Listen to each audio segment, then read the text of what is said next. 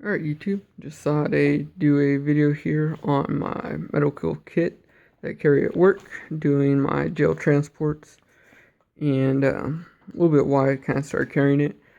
The vehicle we use for our transports is currently a spare fleet vehicle. The one we had before was totaled, but also I've taken some cars, especially now that we use the fleet vehicles, where there's supposed to be a medical kit in each car, but sometimes it's not there because either it was a spare fleet vehicle and someone, trying to get my dog down, someone realized their car didn't have one, or it wasn't completely there, so they took one out of a spare fleet vehicle that no one's using, or the car, someone used their medical kit and it hadn't been replaced, or hadn't been replaced yet. So during my jail transports, I carry a firearm. I carry multiple knives, Benchmade barrage that's kind of underneath my firearm, so it can't really be gotten to if it was needed in a hurry. Also carry a 511 boot knife, which is the defensive blade I choose to carry. So to me, since I'm carrying all these items, I need to be able to either render self-aid or render aid to a individual that I've had to use any of these items on.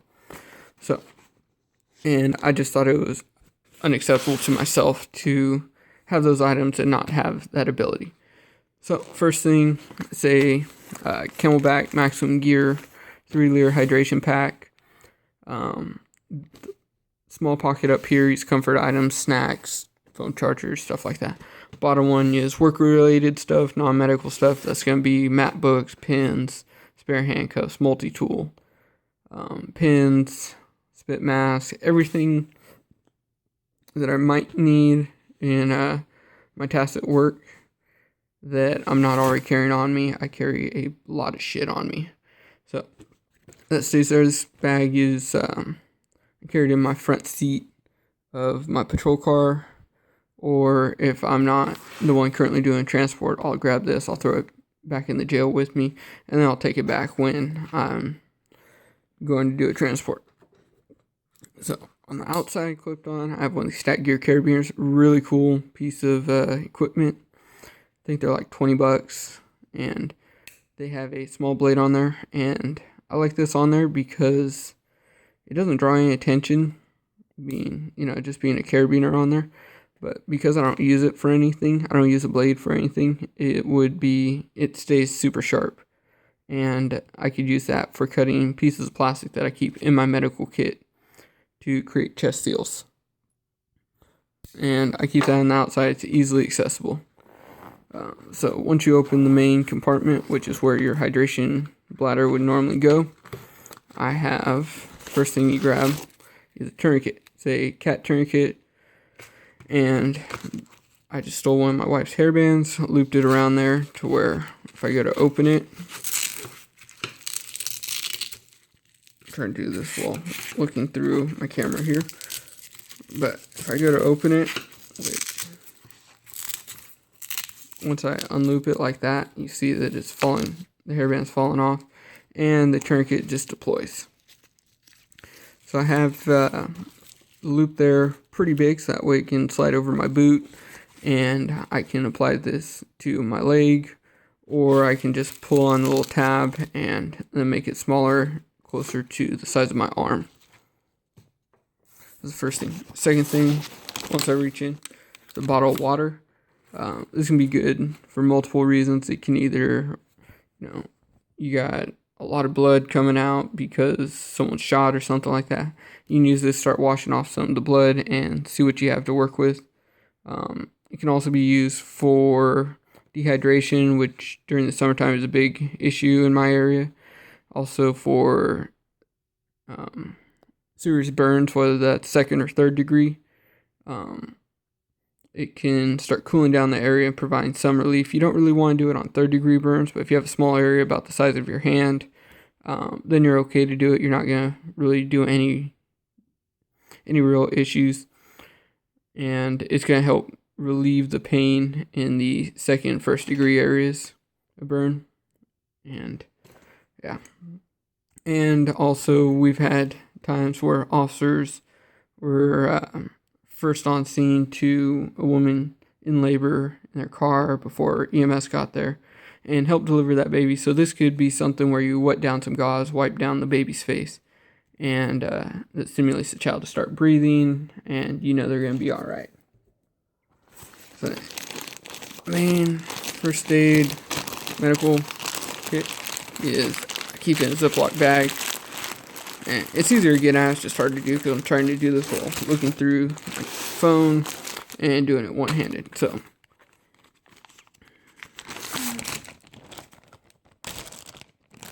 open it one-handed there, and as soon as you open it, you can start grabbing some gloves. I have some high cuff latex gloves, and I also have 2 more sets of nitrile gloves. These are low cuff stuff, basically right there at your wrist. Excuse me. And this is good. You don't want to be putting other people's bodily fluids on your hands, especially if you've gotten cuts or something like that. And so nitrile gloves would be good. Say you know someone has a latex allergy. You can go for these. Honestly, I'd probably just go for this right off the back for my own protection. But, I do have that option. Also, if, say, when your partner shows up, they don't have gloves on them for whatever reason, here's some sets for them. Or a citizen comes up and is willing to help out. There's, extra sets of gloves. Or this one breaks, you have more. So this is in addition to the 5 pairs of gloves I keep in my pocket and the 3 that I keep on my duty belt. So it's all stuffed inside that gallon Ziploc bag. Next thing is some gauze. I have some sterile 3x4s and some non-sterile, pretty sure they're 3x4s also. But I have them in another Ziploc bag for 2 reasons. One, it helps keep my kit organized. And secondly, if, I'm carrying my big bag to and from the car and it's raining heavily, moisture gets inside the bag and then your gauze is all wet and pretty much useless. Whereas this keeps it dry. And so the reason why I have the sterile and non-sterile is if I have to start packing wounds, I'd rather have the sterile. Even though once the packaging is compromised, it's no longer sterile, but it's going to be, more sterile than this, which came in a paper packaging. So, you're more likely to have bacteria on this one than this one. So, that's that. Next, I have some pressure bandages of different sizes. There's also a triangle bandage in here. And the reason why these are open like this is I got a big chest of medical equipment. And I didn't really know what half the stuff was, just because the labeling on the packaging was so worn that you couldn't read anything. And so I basically just started sorting everything out on what I could tell was the same, and then I opened one of everything to see what was in there. So I have a larger pressure bandage, a smaller one, triangle bandage in there, like I think I said earlier. Here's some of the smaller pressure bandages. I'll probably throw another one of the large ones in there with it. Let's see. Some safety pins help go with the triangle bandage. You can create a sling or something similar like that. Also, the triangle bandage could be used to create a improvised tourniquet. Say you need 2 of them, whether that's wounds to multiple extremities or the one tourniquet isn't enough, you can start applying more.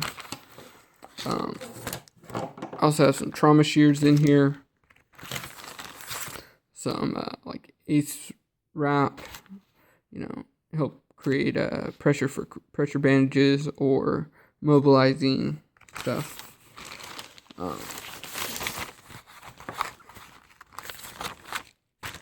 I have a large trash bag and some duct tape, and this is what I would use for a improvised chest seal.